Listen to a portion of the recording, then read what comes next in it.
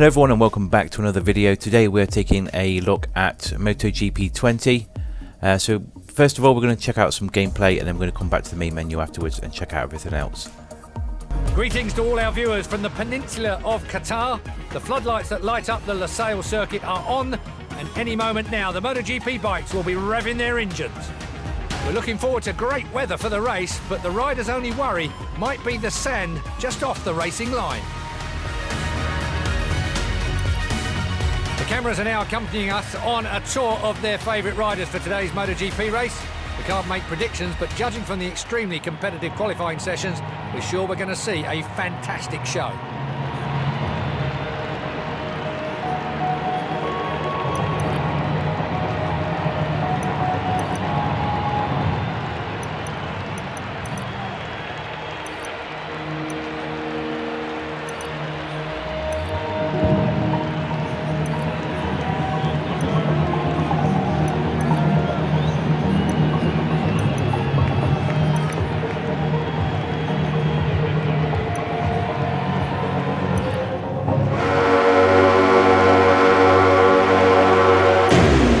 Motorcycle Grand Prix will start shortly here in Doha, and the riders are ready to compete on an amazing illuminated racetrack.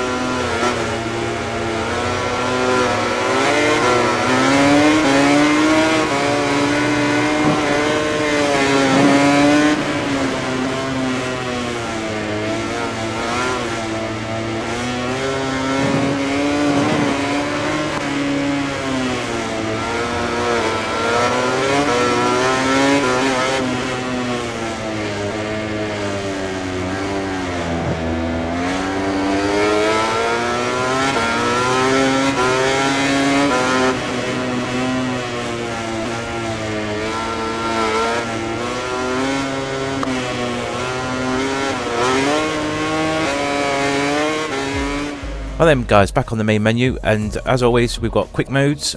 So we've got a single Grand Prix, time trial and your custom championships. Also got your customization menu in here. You can do your rider, your helmets, numbers, stickers, all that sort of stuff.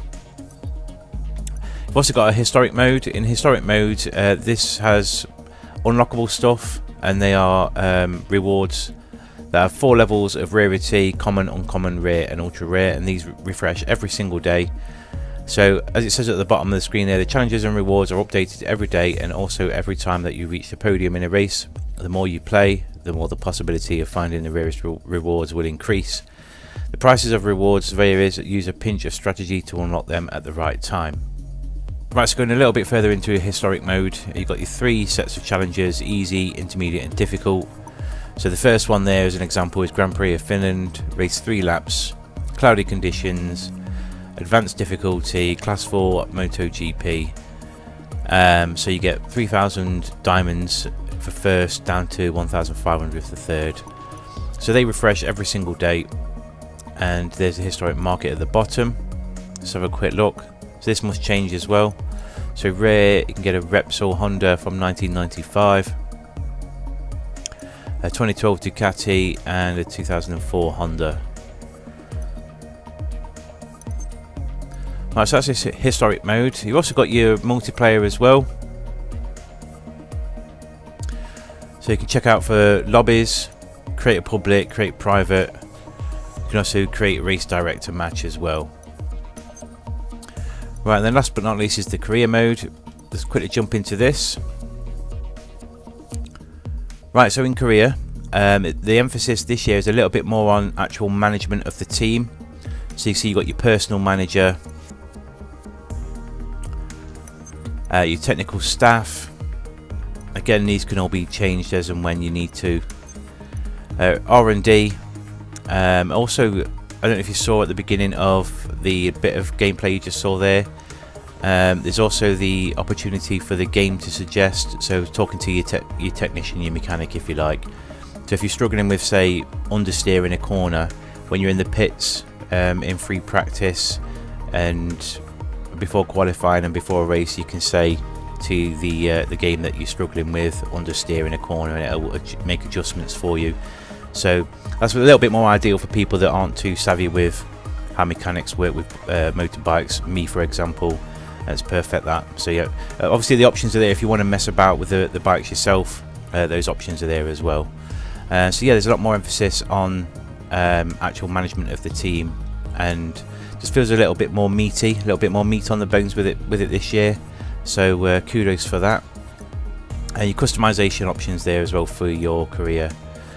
So just a quick example, the livery for the bikes, you can have the first or second. So it's a little bit of customization, just to make it a bit better for yourself in career mode. Obviously you can't go too mad if you've got a sign-in with an actual team. So as you see there, we just changed the rim colours, just a quick example. Finally, you've got your DLC options. There probably is going to be some DLC day one, and the actual options themselves. So heads-up display, control configuration. So again, you can remap. Image configuration, MotoGP 20 profile, T's and C's, and all your audio stuff's in there as well. All the usual options. So yeah, just then a quick roundup. As I said a minute ago, the game feels a little bit meatier. Now there's the sort of more in-depth management of the career mode, rather than just having little emails pop up now and again and stuff like that. You can actually get involved a little bit more. Makes the game feel more on a par with the likes of your F1 games. Obviously visual wise there's an improvement over last year, but it still needs a little bit of work. I've used this phrase before and I'll say it again. Some of the AIs, when you see them on screen, they just look a bit dead in the eyes. There's sort of no proper expressions or anything, but again, that's something that obviously Milestone are going to work on now that the game's making the right steps forward. So if you're looking for that little bit more meat on the bones with this game, if it's been one of your complaints over the past couple of years, then you should definitely check this one out. So that's going to pretty much wrap it up then, guys. That was a quick look at some gameplay and my first impressions of MotoGP 20.